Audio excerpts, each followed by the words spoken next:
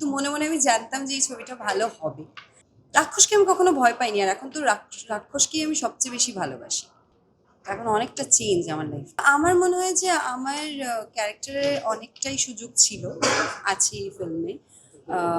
অনেকটাই স্পেস আছে, যেটা খুব বেশি আমরা কমার্শিয়াল ফিল্মে হয়তো দেখতে পাই না। কিন্তু আমার মনে হয় এখানে জাস্টিফাইড। আমি যখন গল্পটা শুনেছিলাম, যখন আমাকে হৃদয় গল্পটা বলে, তো আমার এতটাই ভালো লেগেছিল যে আমি মনে মনে জানতাম যে এটা অডিয়েন্স খুব ভালোবাসবে।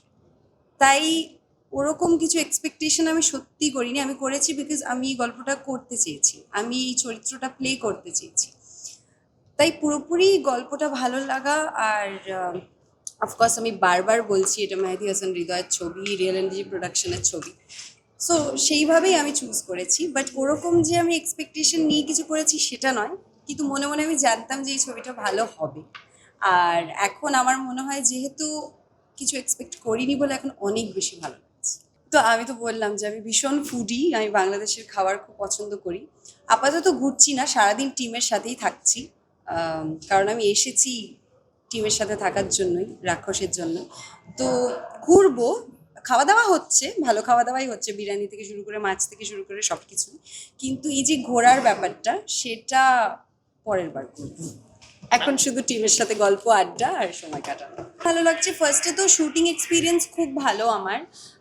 কারণ আমি প্রথম দিন থেকেই বলছি যে বাংলাদেশের মানুষ, মানে আমার টিম আমায় অনেক ভালোবাসা দিয়েছে প্রথম দিন থেকে, অনেক টেক কেয়ার করেছে আমার।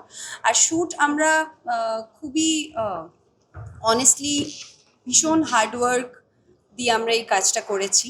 আর হৃদয় তো আমাকে ইচ অ্যান্ড এভরি স্টেপে শিখিয়ে গেছে, গাইড করে গেছে, বলে গেছে যে এইভাবে করো, চরিত্রটা এরকম এরকম আমি চাইছি। After all director is the captain of the ship.